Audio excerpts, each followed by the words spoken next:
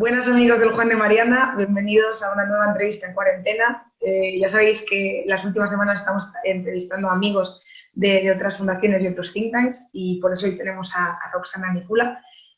Además, a Roxana ya nos conocemos hace un montón de años y la verdad que me apetecía también que os contase sus experiencias, no solo en el mundo liberal, sino su experiencia con el comunismo. Así que bueno, Roxana, muchísimas gracias por aceptar la invitación. Y a mí me gustaría pedirte, antes de empezar con la entrevista, si podrías contar a la gente que todavía no te conozca un poquito más, quién eres. Pues muchísimas gracias, Irune. Buenos días a todos los amigos y a todos los que apoyáis la magnífica labor que está haciendo el Instituto Juan de Mariana en España para hacer avanzar las ideas de la libertad y el libre mercado. Yo soy Roxana Nicula, soy libertaria. Soy presidenta de la Fundación para el Avance de la Libertad, la Fundación Libertaria en España, y también soy secretaria general del Partido Libertario. Además, estuve ya en los inicios de esta formación política junto con otros liberales clásicos ya transitados al libertarismo, porque bueno, los libertarios venimos de la raíz del liberalismo clásico, nunca vamos a olvidar a nuestros ancestros. Lo que pasa es que vamos muchísimo más allá, puesto que estamos en el siglo XXI y entendemos que las redes, la red distribuida P2P, las nuevas tecnologías, la globalización, pues es nuestro escenario de lucha hoy en día. Y a partir de ahí, ¿qué más os puedo comentar sobre mí? Soy autónoma, sufrida autónoma en España, que esto ya es mucho. También soy madre.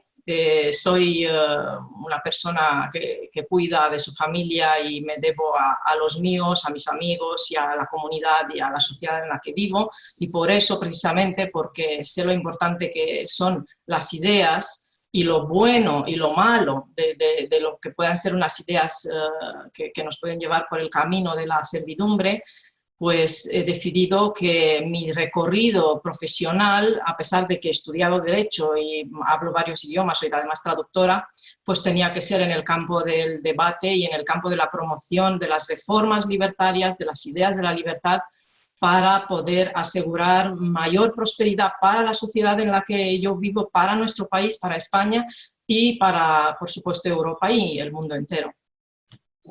Muchísimas gracias, Roxana. La verdad que yo creo que doy fe de todo lo que has comentado. Y era una pregunta que no te iba a hacer, pero que me parece crucial para alguien que no esté tan metido en nuestro mundo. Y es que nos cuentes un poco, ¿no? ¿Qué diferencias tiene el libertarismo del que hablas tú, con, por ejemplo, lo que tú decías, ¿no? Esa raíz liberal clásica, un poco para situar a la persona que nos esté escuchando. Claro, tenemos que entender que, claro, nuestros ancestros, los liberales clásicos, ya en el siglo XIX, pues obviamente tenían que defender todavía un papel del Estado bastante más protagonista en la vida de la sociedad civil, como el que hoy en día la sociedad necesita. Porque claro, en aquella época ellos no tenían ni la globalización, no tenían ni las nuevas tecnologías que hoy en día permiten a millones de personas, de hecho a todo el mundo, un poder, el convertirse ellos mismos en un fin último y en ser tanto receptores como generadores de todo tipo de información. Y evidentemente, pues en base a un escenario muy diferente, que era el siglo XIX, donde había cierta escasez de recursos, aunque los liberales ya intuían que eso se debía más que nada pues, a la propia limitación que existía en aquella época. Claro, los libertarios esa limitación ya no la estamos teniendo hoy en día y por eso abogamos a reformar todavía más el Estado y a limitar todavía más su poder, si cabe. Básicamente, como te decía, la raíz es la misma, lo único que, claro, nosotros vamos muchísimo más allá.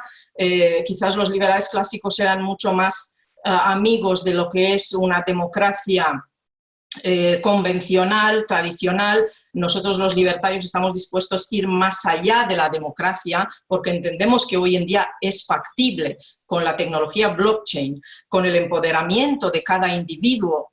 Hoy en día podemos perfectamente decidir prácticamente todo poniéndonos de acuerdo y sin tener tantos intermediarios que evidentemente nacen y se hacen y además viven muy bien al calor de mucho Estado.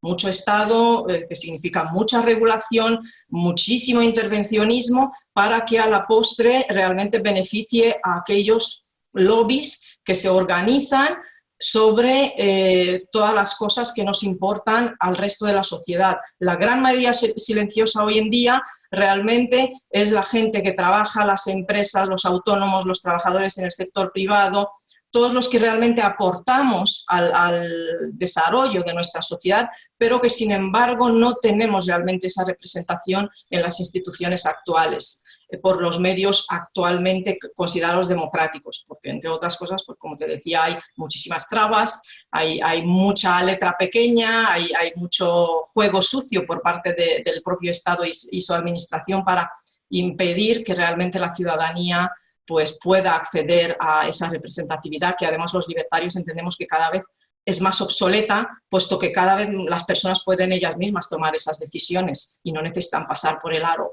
de un burócrata. Pues una definición, yo creo que una definición muy clara y muy interesante. Y si te parece, ahora vamos a ir un poco más atrás, ¿no? Y vamos a hacer ese camino hacia atrás. La primera pregunta en ese sentido que me gustaría hacerte es cómo llegas a las ideas de la libertad, ¿no? O sea, al final, y de esto ya, si quieres no nos adelantemos, pero al final tú vienes de haber vivido en un país comunista y me gustaría que nos contases cómo entraste en contacto con estas ideas y cómo llegaste hasta, como tú decías, ¿no? Pues al final estar al frente tanto de un partido político como de una fundación liberal, o libertaria, perdón. Sí. Pues la verdad es que alguna vez tendré que tener tiempo para escribir mis memorias, todo el mundo me lo dice, a ver si el colectivismo nos deja un poquito de tregua para poder hacer esto. Pues la verdad es que, bueno, como comentabas tú, yo nací en la Rumanía de Nicolae Ceausescu, en la época peor. De hecho, nuestra generación se conoce normalmente en la cultura política de Rumanía como la generación de sacrificio, puesto que fuimos los que nacimos y realmente empezamos a desarrollarnos justo cuando el régimen se vuelve más cerrado y más drástico en cuanto a represión de las libertades civiles y, por supuesto, en cuanto al empobrecimiento económico de la población, porque fue justo cuando Nicolae Ceausescu hizo una gira en Asia y volvió encandilado con el modelo de Corea del Norte. Entonces, él ya tenía ciertas discrepancias con el Kremlin, y ya después de la vuelta, a finales de los 70, tiene claro que quiere romper relaciones con la URSS y no quiere seguir siendo país satélite, y por lo tanto quiere hacer su propio camino. Y su propio camino era el mismo camino que los de la familia Kim en Corea del Norte, el endiosarse y convertir Rumanía en la nueva Corea del Norte del este de Europa. Así que, evidentemente, empieza a dar toda una serie de pasos para encaminarnos hacia Corea del Norte. Bien entrados los años 80, estaban preparando a la población para la desaparición de lo que eran las propias cocinas individuales en las casas, donde todos íbamos a empezar a ir a los comedores estatales para comer. Se empiezan a construir lo que después, tras la revolución, todo el mundo conoce como los círculos del hambre, porque eran grandes macroestructuras con una cúpula en formato circular, donde en cada barrio la gente iba a ir a comer ahí la famosa dieta sana que todo socialista tiene obsesión por imponer a la población. Afortunadamente hay una justicia poética en eso, como digo yo, y tras la revolución, pues todas estas macroestructuras que en los primeros años parecían como estaban abandonadas porque estaban a medio hacer, y te esperabas ahí unos fantasmas, yo que sé, de Ceausescu y de Elena, pues se convierten todas, pero absolutamente todas, en grandes centros comerciales, expresión absoluta del capitalismo, donde te encuentras salas multicine, un montón de restaurantes, un montón de tiendas de ropa de marca, donde la gente realmente pues ves muchísimos colores, nada que ver con la época comunista donde todo era súper gris, apenas encontrabas pues muy poquita ropa. De hecho, como anécdota, mi madre, mi madre falleció hace 2 años, por desgracia, pues ella era ingeniera. Sin embargo, se tuvo que meter a cursos de costurera para poder aprender a hacernos vestidos que fueran un poco coloridos, porque no encontrabas para comprar. Comprabas solamente, había 2 o 3 modelos de ropa, además muy gris, muy estilo Revolución Cultural de Mao, y generalmente 1 o 2 tipos de zapatos y poco más, porque bueno, era la producción nacionalizada que marcaba el Estado. Pues a raíz de eso mi madre tuvo que hacerse sus cursos para por lo menos sus hijas poder disfrutar de vestidos con más colores mientras crecíamos. Además, durante esta época que te cuento, se decide que la población tiene que forjar el espíritu patriótico nacional. ¿Y cómo mejor se puede forjar eso que a través de la explotación laboral y las labores forzadas? Para toda la población, es decir, desde los 10 años, en cuanto empezábamos el colegio, ya se nos sacaba a los campos, pues a 20-30 kilómetros de la ciudad, en mi caso, y teníamos que trabajar en jornadas de 8 horas, no se nos daba ni formación, ni paga, ni utensilios, todo lo teníamos que traer desde casa, ni siquiera comida, obviamente, traías tu propia comida y tenías que hacer una serie de normas que decían ellos, de cantidad de producto agrícola recogido, para que después no te pusieran puntos de mal comportamiento patriota, digamos, cuando ya se terminaba la temporada. Tanto durante... Es un carnet patriota. Sí, exacto.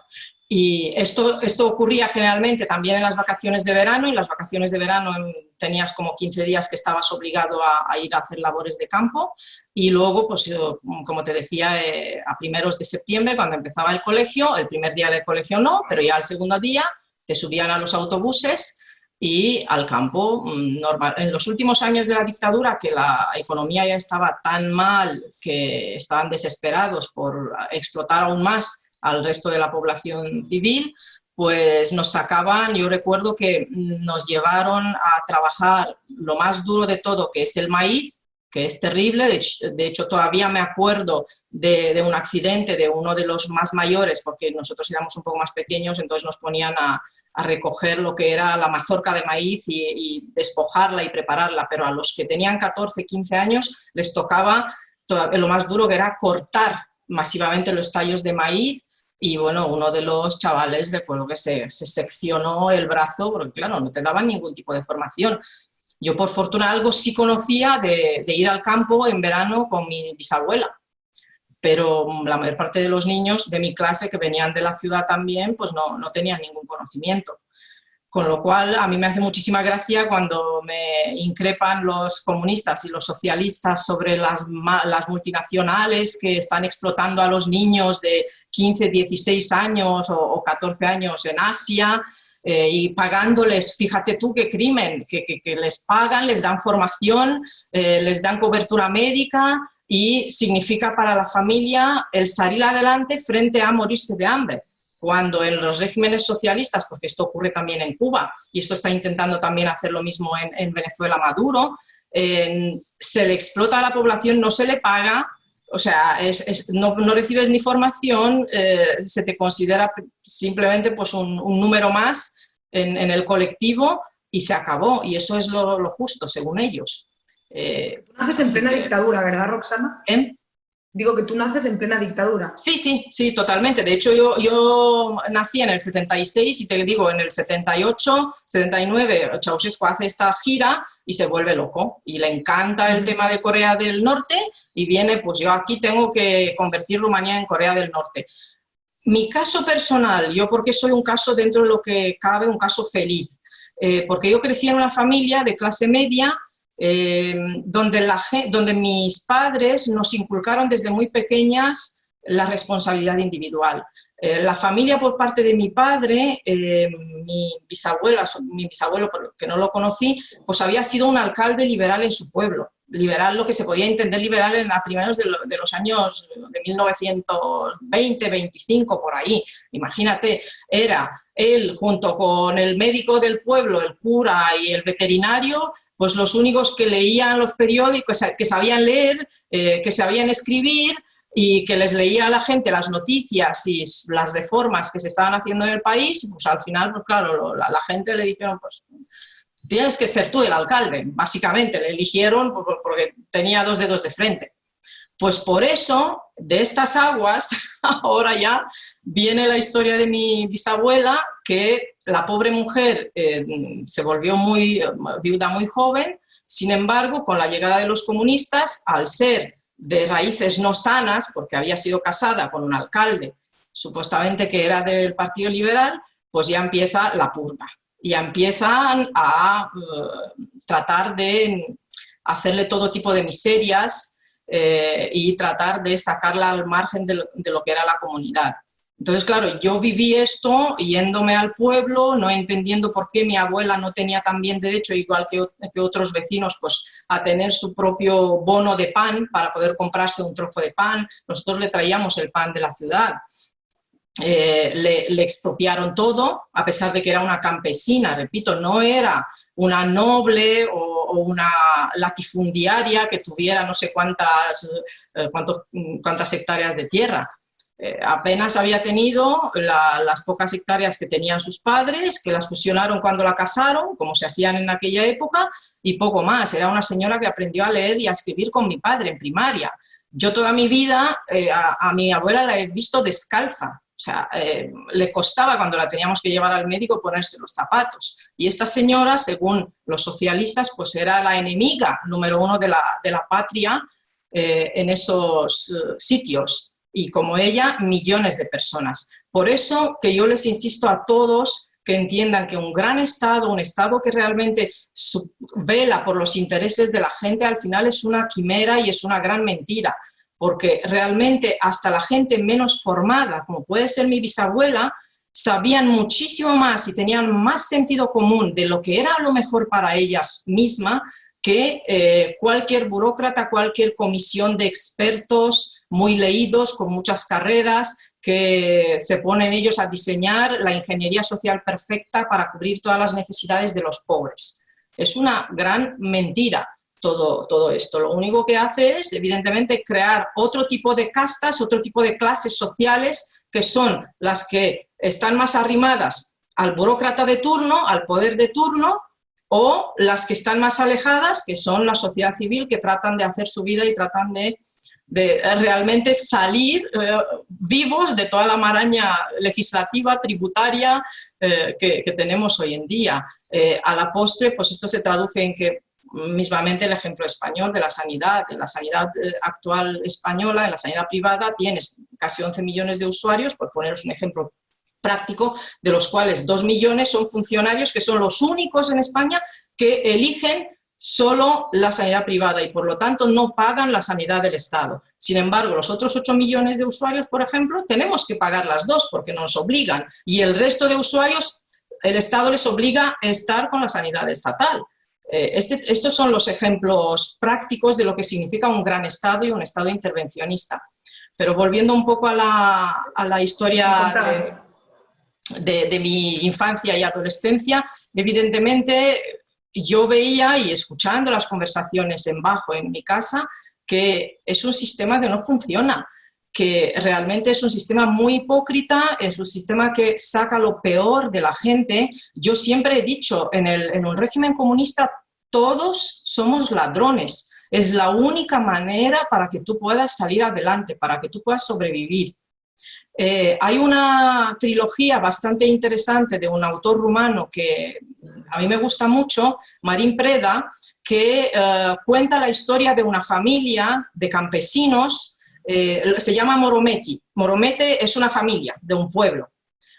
Y cuenta la historia de esta familia desde antes de la llegada del comunismo, toda la transición ya pues, con la instauración del sistema comunista, y es muy interesante como parte de los miembros de la familia van adaptándose al nuevo sistema, pero sobre todo aquellos que son el más débil de la familia, el que tiene más enfermedades, el que no es capaz de aportar nada a la familia, que es el más crítico con la familia, es el único que hace carrera en este nuevo mundo traído por los socialistas, mientras que los otros, que trabajan la tierra, que generan valor, que se esfuerzan, que sacrifican la salud, todo lo que tienen, pues son los que caen de alguna manera en desgracia en el nuevo mundo socialista. Y esto es un libro que comenta en algún momento el autor, que lo impactó mucho cuando él empezó a escribir toda la historia y se dio cuenta que tenía que escribirla porque su hermana cayó enferma y cogió una neumonía que a punto estuvo de matarla, y él cuando se fue a verla al hospital le comentó: pero ¿cómo se te ocurre? ¿Por qué había enfermado ella? Porque se había ido con los otros del pueblo a robar maíz de madrugada de las tierras colectivizadas que habían sido nacionalizadas por el Estado. Y claro, el autor le dijo: pero nosotros estamos por encima de estos, nosotros nunca hemos tenido que robar en nuestra familia, qué vergüenza que seas tú la primera que incumplas este principio básico de lo que es la decencia humana. Y la hermana lo que le contestó: yo iba a ser menos, yo iba a ser la estúpida del pueblo cuando todos, y veía que todos estaban robando todos los días, todos los años, y yo me estaba muriendo de hambre, cada vez tenía menos. Yo iba a ser la que menos. Al final, yo también me uno a ellos y hago esto. Eso es básicamente lo que es el régimen socialista. Nos convierte a todos en ladrones, queramos o no. Al final, hasta por sobrevivir, por una supervivencia básica, tienes que, ¿sabes?, vencer hasta las creencias y los principios más profundos que tienes, que traes de la educación que te han dado tus padres y tu entorno. Es así de terrible y por eso es tan peligroso el socialismo. Es un cáncer. O sea, no nos tenemos que engañar. Y nos ha penetrado, y yo estoy viendo incluso en nuestra propia comunidad que tienen algunos tics y ni se dan cuenta. Que hasta en nuestra gente, que es gente de las ideas de la libertad, pero quieras o no, el virus socialista al final va distorsionando y te va haciendo que tengas de alguna manera que comprometer hasta cierto nivel tus principios. Y eso es lo triste desde mi punto de vista, teniendo en cuenta pues toda la muerte, la miseria, la pobreza que nos ha traído este sistema de pensamiento, y sobre todo teniendo en cuenta que este sistema de pensamiento lo que considera al ser humano lo considera como un animal de instintos básicos, un mero número, algo horrible, que nada que ver cuando estamos pensando en todo lo que ha logrado la humanidad, no solamente pues, en los últimos 2000 años, pero si pensamos ya desde la revolución industrial hasta hoy, cuánta gente ha salido de la hambruna, de la pobreza, el nivel de vida que tenemos, pues ahora mismo en cuarentena. Pues recordemos cuarentenas pasadas y pandemias pasadas, la peste, todo lo que hemos tenido en otros siglos, cuando morían millones y millones de personas. Y ahora nosotros, pues decía alguien hace unos días, estaba leyendo por Instagram, el año en que nos confinamos cómodamente. Es decir, donde tenemos comida, tenemos pues, entretenimiento gracias al capitalismo, tenemos unas casas bien acomodadas, el que menos tiene todo esto. Ya no estamos hablando de gente ya de cierto nivel para arriba, me estoy refiriendo a la gente más humilde, a la gente más con recursos más limitados de nuestros tiempos. No, totalmente, totalmente. Me comentabas al principio un poco que al final fue un poco eso, ¿no? Ese amor o ese respeto por la responsabilidad individual, mejor dicho, lo que te llevó a defender las ideas que defiendes ahora. Claro, cuando te vas de Rumanía, ¿ya había caído el gobierno de Ceausescu o eres, digamos, testigo de esa transición, ¿no? A lo que podemos llamar hacia el capitalismo, hacia una democracia liberal? Me gustaría un poco si nos pudieses comentarnos cómo cae ese gobierno, cómo transiciona y qué es Rumanía hoy en día. Sí, me parece muy, muy interesante, la verdad, que la gente conozca un poquito la historia de la transición democrática. Yo me voy de Rumanía tarde, es decir, cuando ya estaban las fuerzas democráticas en el gobierno, una coalición muy, muy complicada, pero que conseguimos de alguna manera, con la generosidad de todos, pues armar, que era la coalición de la clave, la llamábamos, donde estaban los liberales, estaban pues, los demócratas cristianos, estaban el partido de los campesinos, que era más bien social liberal, digamos, estaban la minoría húngara también, para poder echar de una vez por todas al Partido Comunista, posteriormente llamado Partido Socialista. Ceausescu cae en el 89, pero por desgracia quienes lo reemplazan en realidad son las estructuras inmediatamente inferiores a él. Es decir, hacen parecer como que ya había habido un cambio cuando en realidad había sido una especie de golpe de Estado y lo revisten con la muerte de unos cientos de sobre todo jóvenes y estudiantes, para vendérselo a Europa y en general al mundo occidental como una revolución. En realidad no fue una revolución, por eso yo considero que Rumanía empieza la dura transición democrática en el 96, cuando por fin ganan las fuerzas democráticas, porque hasta entonces lo que había vivido era el Frente Nacional, que conformaron rápidamente los comunistas que estaban justo debajo de él, con el presidente Ion Iliescu a la cabeza, que fue el que se presentó a las elecciones, a las primeras elecciones libres, que de libres no tenían mucho porque habían sido más o menos pactadas y organizadas, y hasta el 96 realmente no empezamos esta transición. Tanto es así que, por desgracia, en estos primeros años, Ceausescu y el primer gobierno rumano hacen toda una serie de reformas negativas para el país, un país que tenía cero deudas. Vienen y se lanzan a los brazos del FMI, que empieza a darles dinero a expuertas, dinero que desaparece porque no se nota nada ni en la construcción de infraestructuras ni en una mayor apertura del país, y ya en el 96 se empieza un poco a abrir el país y a tomar toda una serie de medidas de liberalizar y liberar lo que es la economía y el país.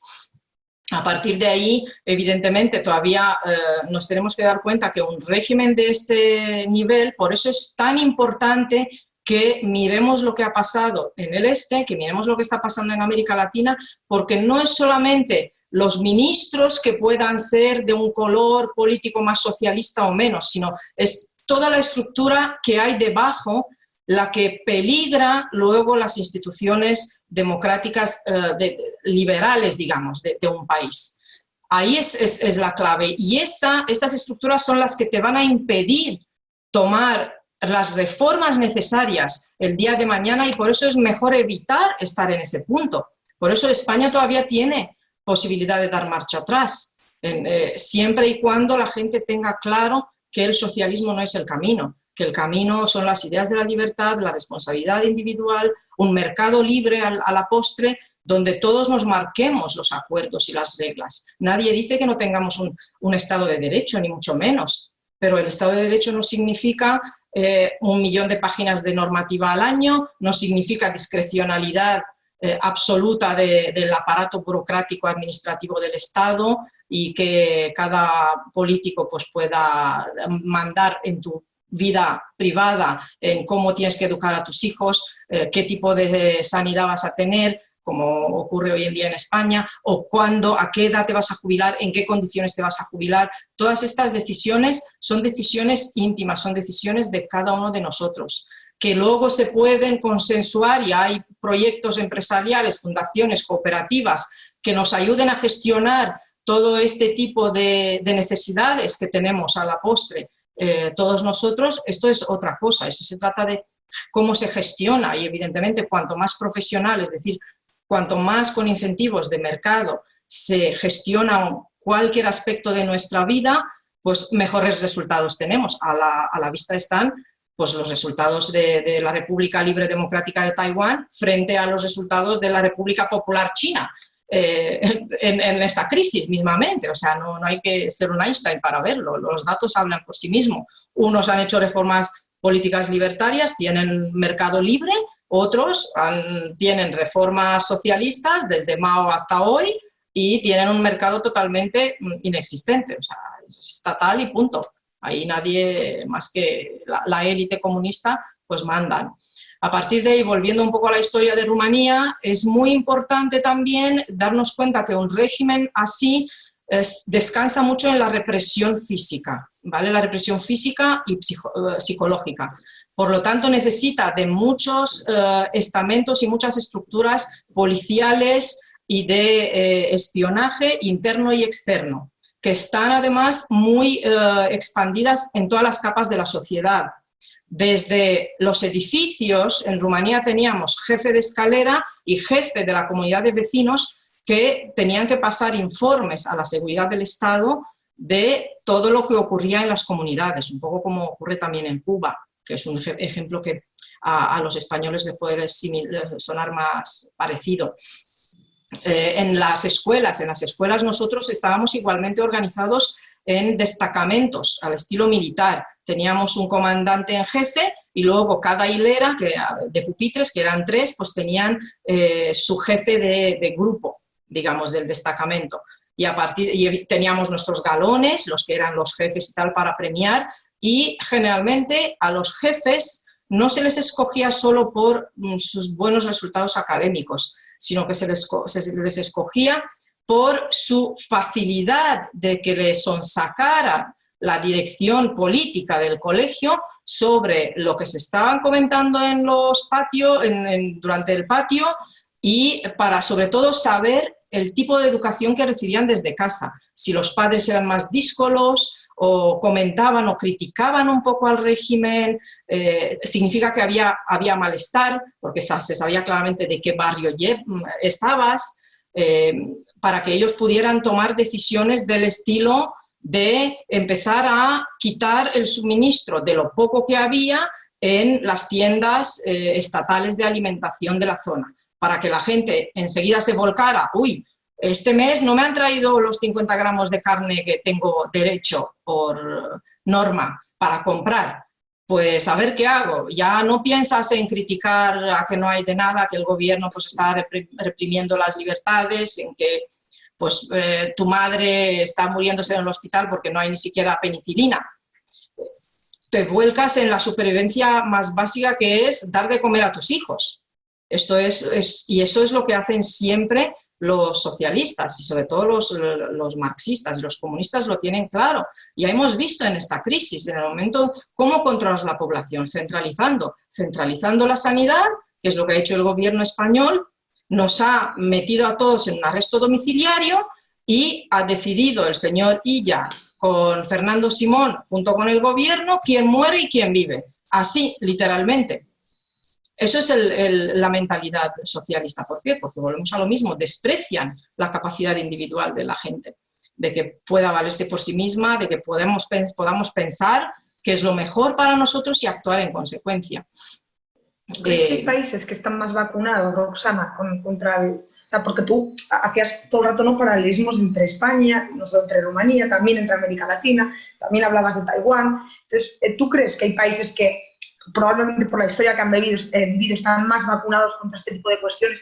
Y yo creo que, entre comillas, igual me equivoco, lo podemos llegar a ver, ¿no?, en Europa del Este, porque yo creo que Europa del Este, en muchos aspectos, evidentemente en otros no, está dando muchas lecciones al resto de países europeos, sobre todo en cuanto a apertura no sé, se me ocurre Estonia, ¿no?, por ejemplo, pero no solo Estonia, hay muchísimos otros países que están muy potentes ahí. ¿Tú crees que eso es un poco el problema de España, entre comillas, ¿no? Que claro, aquí no hemos vivido cosas de las que tú hablas y por lo tanto pues todavía simpatizamos con esa idea idílica que nos intentan vender?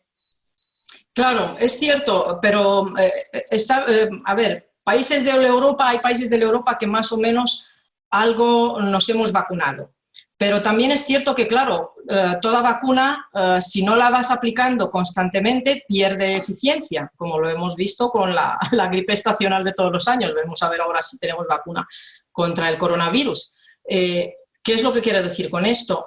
La libertad hay que pelearla todos los días y nunca tienes que dejar de pelearla. Y nunca puedes descansar del tema. Nunca puedes decir, bueno, ahora vivimos una época donde la gente es más consciente de la importancia de la libertad, de la importancia del acuerdo pacífico entre todos nosotros, de la importancia de emprender. Entonces, bueno, descanso, ya no voy a apostar tanto en fomentar realmente una cultura de la libertad porque ya está cubierto el tema. No, como lo hemos visto, y tenemos ejemplos en la propia Europa del Este. Hungría pasó como sociedad, me refiero, luego evidentemente hay honrosas excepciones, tenemos tú misma y yo y todos en el movimiento de la libertad, conocemos un montón de gente que están peleando ahí sobre terreno por las ideas de la libertad, pero la sociedad en su conjunto pendula ahora del internacional socialismo al nacionalsocialismo de Orbán, es decir, van de un socialismo a otro. Y no, parece que la vacuna comunista no les ha sido suficiente para abrazar también ahora el fascismo de Orbán, el fascismo moderno, para que nos entendamos, ¿vale? Al final todos son lo mismo, colectivismo que ahoga todo lo que es la vida personal y a la persona y a sus ansias de construir su propio modelo de vida y su propio proyecto vital, que en definitiva, ¿para qué hemos venido a este mundo?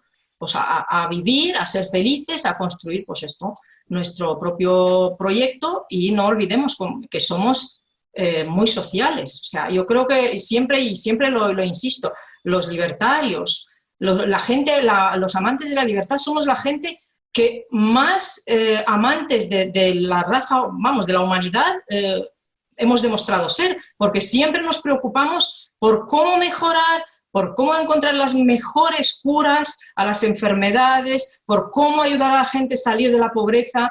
¿Qué hay más sentimiento humano que el que quieras tú, con tus propias manos o con lo que tú tienes, ayudar en proyectos solidarios y preocuparte por esos proyectos solidarios? Que la gente se olvida de esta parte. La solidaridad no es que el Estado te quite la mitad o 3/4 partes de lo que tienes para que unos señores burócratas decidan a quién van a financiar para proyectos de solidaridad. Eso no es. La solidaridad es algo humano, es algo sentimental que nos une con los que reciben, y por lo tanto ese vínculo, si nos lo rompe el Estado al meterse de por medio para donarlo él en nuestro nombre, ya ha pervertido lo que es el significado de la solidaridad. Ya no sabemos si ese recurso ha llegado a las personas que realmente para nosotros eran las importantes que recibieran ese apoyo. Es así de triste. Entonces, un poco volviendo a lo que comentamos de la vacuna, realmente no podemos descansar, y la vacuna es paliativo, pero si no la vamos aplicando todo el tiempo no vamos a conseguir salir adelante, y España es un ejemplo de ello. España ha pasado del nacionalsocialismo de Franco, que no olvidemos que toda una serie de reformas que hoy mismo te firmaría Pablo Iglesias las hizo Franco, y viceversa. Si Franco viviera, lo que están haciendo con la economía y con la sociedad española, con la ley Mordaza, no olvidemos, estos gobiernos de estos últimos años, pues Franco, vamos, lo firmaría encantado, igualmente. Es así de triste el tema, porque al final a la postre todos son colectivistas que quieren utilizar la fuerza, imponiéndole una visión particular de este grupo concreto de personas que tienen el poder sobre el resto de la sociedad civil. A la postre de esto se trata. Como nos estamos acercando hasta el final, sí me gustaría que hablásemos de una cosita más, creo que es muy importante, y porque tú estabas mencionando el tema de la solidaridad, y justamente yo creo que la Fundación es una cosa que os caracteriza particularmente, y también de forma personal, y me consta totalmente. Entonces me gustaría que nos hablases de un proyecto que yo creo que es muy interesante, que habías lanzado el año pasado, es el tema del documental sobre el exilio venezolano, ¿no? Que nos cuentes un poco cómo surgió esto y qué feedback habéis ido recibiendo, ¿no?, a medida que lanzasteis ese documental. Sí, es un documental que se llama Venezuela, el exilio femenino, donde contamos la historia de 4 mujeres venezolanas que tuvieron que dejarlo todo, prácticamente huir para salvar su vida, y empezar de cero en países como pues, España, y seguir luchando porque los venezolanos algún día recuperen su libertad.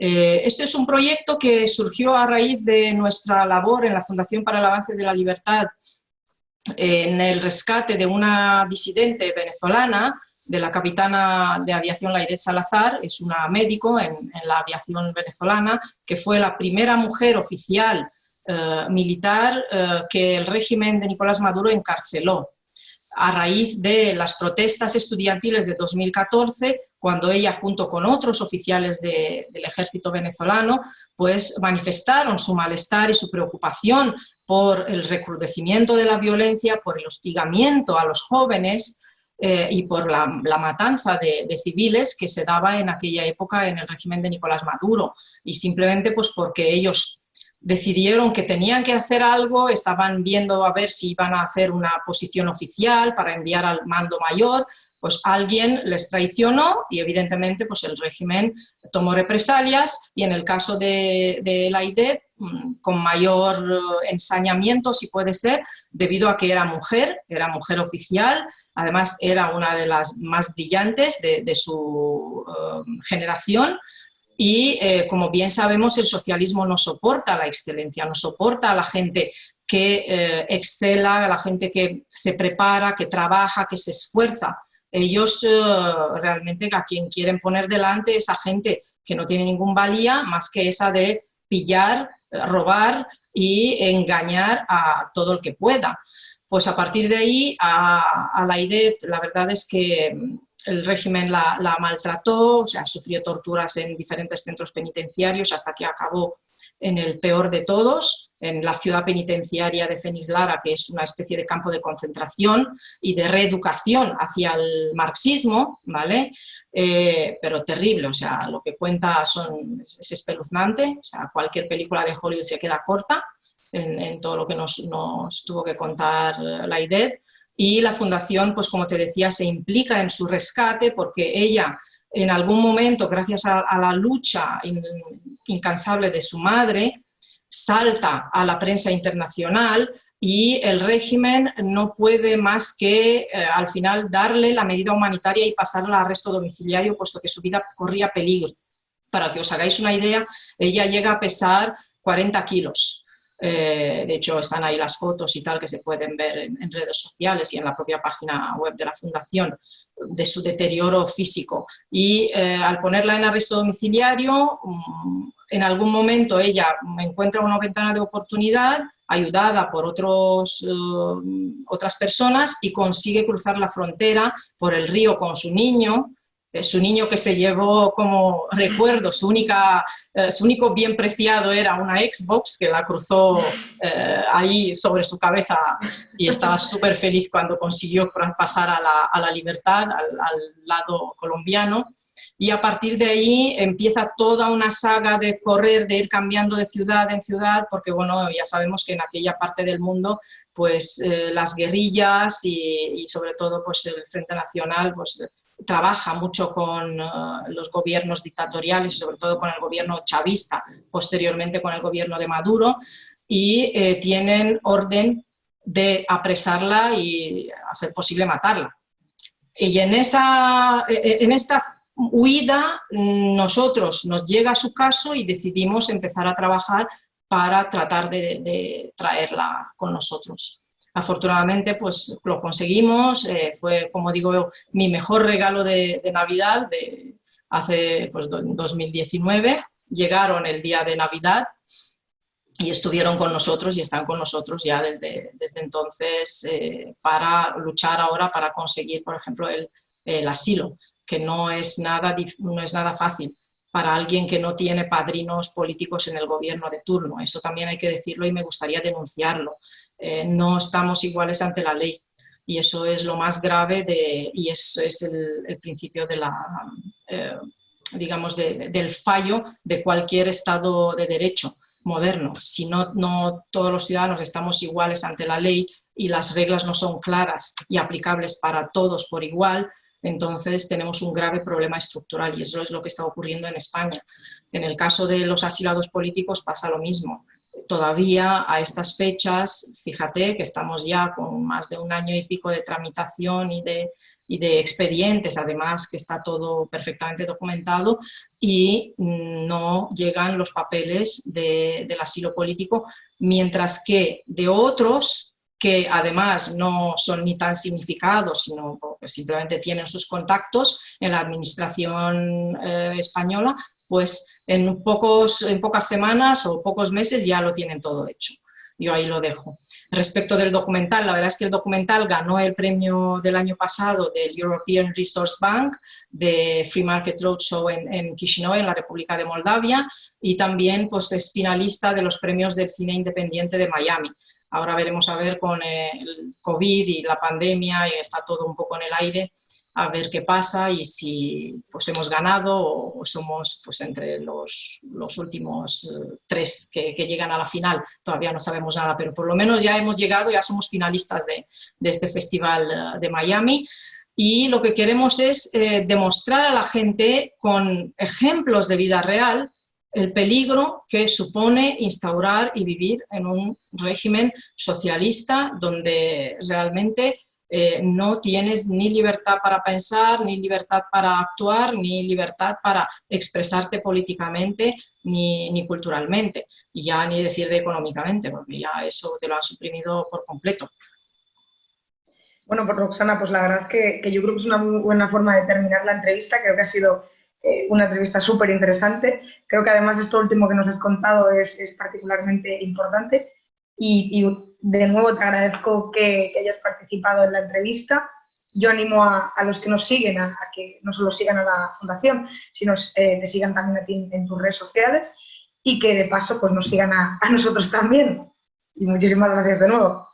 Muchísimas gracias y muchas gracias por todo el trabajo que hace el Juan de Mariana, que haces tú, que hacen todos los colegas del equipo del Instituto Juan de Mariana, porque la verdad es que entre todos yo creo que España tiene una oportunidad con todos nosotros de dejar atrás el socialismo. Lo que pasa es que tenemos que trabajar muy duro y todavía mucho más. Y sobre todo lo que quiero animar, que esto ya sé que mucho no se estila en nuestra cultura, pero bueno, tanto tú como yo nos hemos formado mucho también en la escuela anglosajona, y sí que quiero animar a toda la comunidad de donantes, a todas las empresas españolas, que tengan muy presente que si ellas no están dispuestas a invertir en España, en las ideas de la libertad en España, mucho más temprano que tarde les va a pasar una factura muy, muy gorda. Ya no solamente en términos de seguir la hiperburocracia y sufrirla y que te digan en tu propio negocio cómo tienes que actuar, sino a nivel incluso personal, a nivel familiar, vivir en una sociedad cada vez menos libre no trae cuenta. Así que os animo que apoyéis al Juan de Mariana, que donéis a las causas de la libertad, que apoyéis a la Fundación, a Students for Liberty, a todos los movimientos que estamos de la parte correcta de la historia, que es la parte de la humanidad. Tú lo has dicho todo. Un abrazo muy fuerte, Roxana. Un abrazo a todos y muchísima salud a todos.